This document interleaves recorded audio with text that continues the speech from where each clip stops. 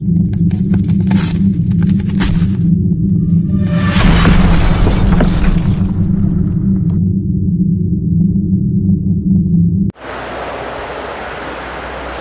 बच्चों, आज स्टार्ट कर रहे हैं अपना ये नया आगे का जो टॉपिक है। मतलब अभी तो हमने बस एक ही टॉपिक उसमें पढ़ा था, क्या फिजिकल क्वांटिटी जो है वो कितने तरह की होती हैं, और उसमें भी एक type based on their directional property. ठीक है, उसके आगे का आज कंटिन्यू करेंगे। बट एक चीज़ आपको बताना ये है कि एडमिशन स्टार्ट हो गया है। LIC गेट नंबर 2 ऑफिस आपको पता ही है, वहाँ जाइए और फॉर्म लीजिए। आगे का प्रोसीजर जो भी होगा उसको फॉलो करिए, एडमिशन लीजिए और जल्दी से जल्दी जुड़िए। ऑफलाइन बैचेज भी स्टार्ट होने वाले हैं, तो अब लेट मत करिए। कोशिश करिए कि 10 तारीख से पहले तक आप एडमिशन ले लीजिए श्योर हो के, और उसके बाद से क्लास जो भी हो रहा है उसका फ़ायदा आपको मिलने लगेगा। अब बात कर लेते हैं कि जो हमने पीछे पढ़ा था उसमें जो भी चीज़ें थी उसको जल्दी से रिवाइज करते हैं और फिर आगे प्रोसीड करते हैं। तो देखो, हमने बताया था आपको फिजिकल क्वांटिटी क्या होती है, और उसके बाद से मैंने आपको बताया था कि जो फिजिकल क्वांटिटी होती है वो कैसे डिवाइड होती है, कैटेगराइज होती है। तो पहला तो स्केलर हो गया था और दूसरा वेक्टर। ये किसके डिपेंड, मतलब किस चीज़ पे डिपेंड कर रहा था? तो डायरेक्शन पे डिपेंड कर रहा था, मतलब डायरेक्शनल प्रॉपर्टी पे डिपेंड कर रहा था। एक स्केलर हो गया और एक क्या हो गया? वेक्टर हो गया। अच्छा, इसमें स्केलर में आपने देखा था मास, टाइम, वॉल्यूम, ये सारी चीजें जो है हमारी स्केलर में आती थी, मतलब जिनके पास मैग्नीट्यूड होता था और क्या होता था? डायरेक्शन नहीं होता था, नो डायरेक्शन, इसलिए हम इसको क्या बोल रहे थे? स्केलर। और वेक्टर में क्या हो रहा था? जिनके पास बोथ वर्ड यूज हुआ, मिस क्या होगा? मैग्नीट्यूड भी होगा एंड डायरेक्शन भी होगा, और साथ साथ में ओबे करेंगे किसको? वेक्टर अलजेब्रा को। उसको हम क्या बोलते हैं? वेक्टर क्वांटिटी बोलते हैं। ठीक है, एग्जाम्पल की बात करें तो डिस्प्लेसमेंट हो गया, फोर्स हो गया, वेलोसिटी एक्सेट्रा, ऐसे बहुत सारी क्वांटिटीज हैं जो वेक्टर क्वांटिटी में काउंट होती है। इतना क्लियर हो गया? चलिए अब नेक्स्ट देख लेते हैं, हम नेक्स्ट की बात कर लेते हैं। नेक्स्ट में क्या है हमारे पास? तो ये अगला जो टॉपिक है, बेस्ड ऑन देयर डिपेंडेंसी। देखो, डिपेंड मतलब कोई क्वांटिटी एक दूसरे क्वांटिटी पे डिपेंड करेगी, उसके हिसाब से भी कैटेगराइज किया फिजिकल क्वांटिटी को।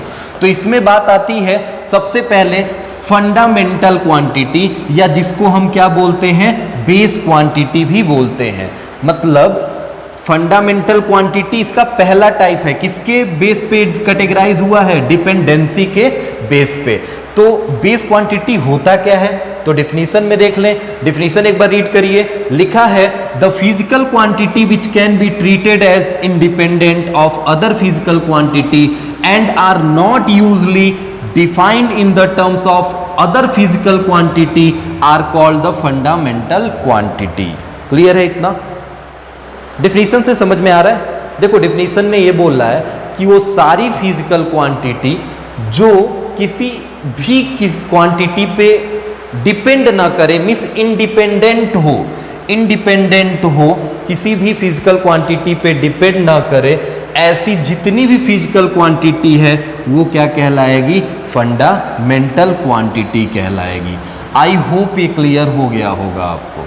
ठीक है, एग्जाम्पल की बात करें तो हम बात करते हैं कि हमारे पास 7 तरह के 7 टाइप्स, यहां लिखा होगा देयर आर 7 फंडामेंटल और बेस क्वांटिटी। हमारे पास 7 तरह के फंडामेंटल और बेस क्वांटिटी हम बोल सकते हैं कि होती हैं। कौन कौन सी बेस क्वांटिटी हैं हमारे पास? तो देख लो, यहाँ पे आपको दिखाई दे रहा होगा।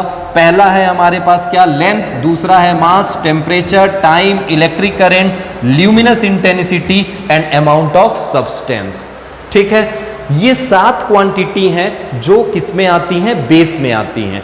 2 सप्लीमेंट्री क्वांटिटी भी हैं, सप्लीमेंट्री क्वांटिटी की भी बात कर लेते हैं।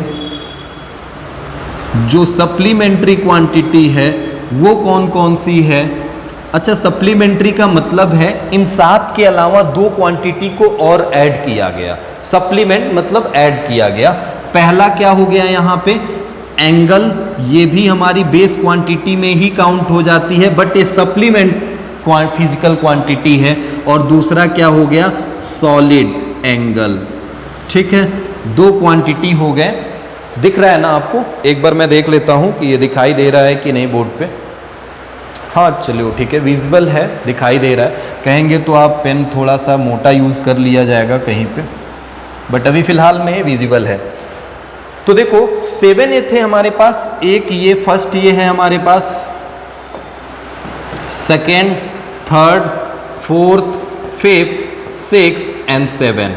अच्छा, इसको याद करने के लिए बहुत बच्चे इसमें भूल जाते हैं, वैसे तो भूलना नहीं चाहिए, 7 तो आप बचपन से पढ़ते हुए आ रहे हैं। अगर आप भूल भी जा रहे हैं तो मैं आपको याद करने के लिए एक तरीका बता दे रहा हूं, वहां पे हिंदी में लिख लीजिएगा, ले मानसी तेरा टिफिन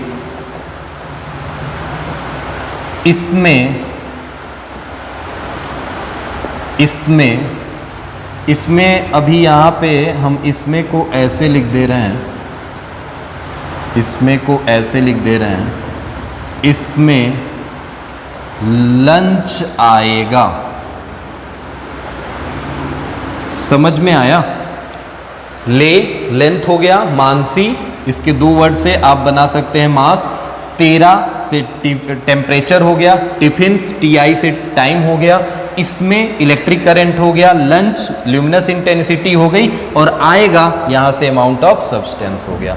तो हमारे पास 7 तरह की जो फिजिकल क्वांटिटी थी, जिसको हम क्या बोल रहे थे यहाँ पे, फंडामेंटल क्वांटिटी, वो आपको क्लियर हो गई। अब इन्हीं 7 क्वांटिटी से जो क्वांटिटी डिराइव्ड होके आएंगी, उन क्वांटिटी को हम क्या बोलेंगे, डिराइव्ड क्वांटिटी बोलेंगे। बस बात क्लियर हो गया होगा। और सप्लीमेंट्री क्या है हमारे पास, 2 क्वांटिटी है, एंगल है और सॉलिड एंगल है। अच्छा, अगर आप चाहें तो यहीं पे मैं बता दूं कि लेंथ की जो यूनिट होती है वो सबको पता है क्या होती है, केजी। यहीं पे मैं लिख दे रहा हूं, मास सॉरी लेंथ नहीं, मास की यूनिट होती है।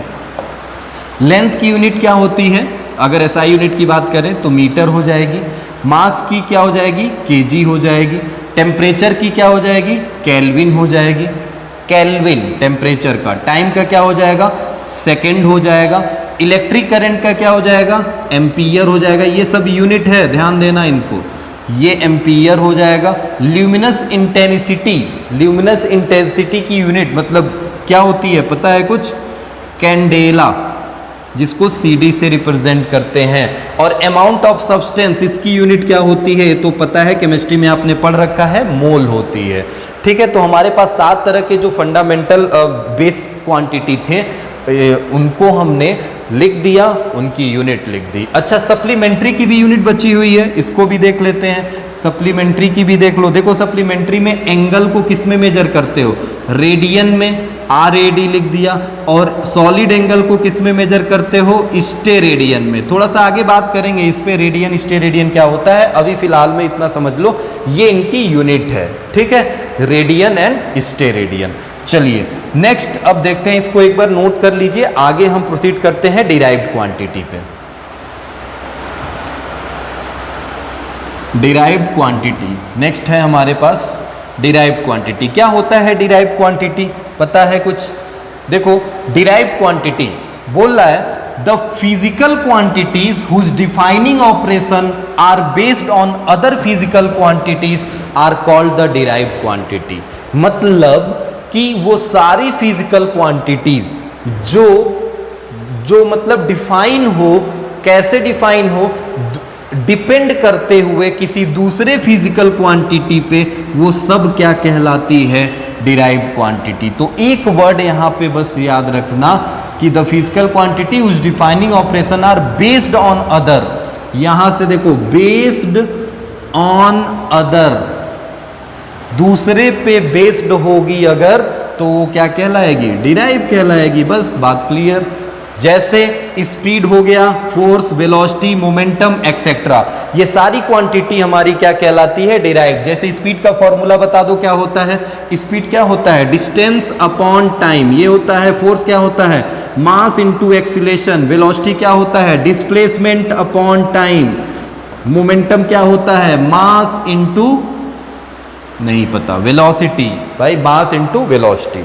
ठीक है, तो ये देखो सब एक दूसरे से क्या है, इससे मिलके बना है। ये 2 चीजों से, ये भी 2 चीजों से मिलके बना है।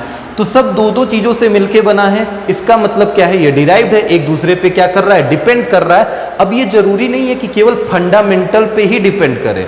ये देखो, ये मास क्या है, फंडामेंटल या बेस क्वांटिटी है, बट एक्सीलरेशन क्या हमारा फंडामेंटल या बेस क्वांटिटी है? नहीं, ये बेस क्वांटिटी नहीं है, इसलिए हम इसको क्या बोलेंगे, ये यहाँ पे है डिराइव्ड क्वांटिटी। तो दोनों से मिलके बन सकता है, इसलिए हम यहाँ पे इसका नाम क्या रखे हैं, डिराइव्ड क्वांटिटी। क्लियर है इतना? चलिए नेक्स्ट, बस जल्दी से क्वेश्चन कर लेते हैं और फिर नोट की तरफ बढ़ेंगे। थोड़ा टाइम कम है आज का, मगर कल पूरा ये लेक्चर यहाँ कंप्लीट हो जाएगा, फिर आगे प्रोसीड करेंगे। पहले नोट्स देख लेते हैं, फिर न्यूमेरिकल देंगे आपको। नोट्स बस देख लीजिए जल्दी से। बोल रहा है physical quantity can also be classified dimensional और डायमेंशनलेस एंड कांस्टेंट और वेरिएबल। मतलब अब जरूरी नहीं है कि फिजिकल क्वांटिटी को हम चार तरह भी पढ़े, उन्हीं चारों में डिवाइड करेंगे। कौन कौन सा? स्केलर पढ़ लिए हो, बी वाला कौन सा पढ़े हो, वेक्टर पढ़ लिए हो, फिर सी वाला कौन सा पढ़े हो, हमारी बेस क्वांटिटी पढ़ लिए हो, और डी कौन सा पढ़े हो, आप अभी पढ़े हो डिराइव्ड क्वांटिटी पढ़ लिए हो। तो देखो, केवल जरूरी नहीं है कि यही चार तरह की फिजिकल क्वांटिटी होती, इन चार के अलावा भी हो सकती है। कौन सी हो सकती है? तो हमने आपको बता दिया, फिजिकल क्वांटिटी ये डायमेंशनल हो सकती है, डायमेंशनलेस हो सकती है, कांस्टेंट एंड वेरिएबल हो सकती है। बस ये लास्ट नोट देख लीजिए और आगे न्यूमेरिकल का स्क्रीनशॉट लीजिएगा और इसको करके आइएगा। बस इसका ये लास्ट नोट एक लाइन का है, समझ लीजिए क्या है। बोल रहा है some physical quantity cannot be completely specified even by specifying their magnitude, unit, direction, and these quantity are called the tensor quantity। मतलब ऐसी फिजिकल क्वांटिटी जो स्पेसिफाइड, डिफाइन ही नहीं हो सकती है, किसके बेसिस पे? अपने मैग्नीट्यूड के बेसिस पे, यूनिट के बेसिस पे, डायरेक्शन के बेसिस पे। ऐसी सारी क्वांटिटी क्या कहलाती है? Tensor quantity. जैसे मोमेंट ऑफ इनर्शिया, दूसरा क्या हो सकता है? स्ट्रेन। ऐसी बहुत सारी क्वांटिटी हमारी क्या कहलाती है? Tensor quantity. क्लियर है इतना? मतलब मैग्नीट्यूड, यूनिट एंड डायरेक्शन से भी हम डिफाइन नहीं कर पा रहे हैं कि वो क्वांटिटी कैसी है, उस क्वांटिटी को हम क्या बोल देते हैं? टेंसर। आई होप इतना क्लियर हो गया होगा। चलिए अब बस आप नोट, ये कंप्लीट हो गया, आप इसका स्क्रीनशॉट ले लीजिए और यहाँ पे आगे इसको कोशिश करिएगा सॉल्व करने को। नेक्स्ट लेक्चर में मैं आपको इसको सॉल्व करके बताऊंगा कौन सी क्वांटिटी क्या है। आज के लिए बस इतना ही रहने दीजिए, नेक्स्ट लेक्चर में हम मिलेंगे फिर। Okay, thank you.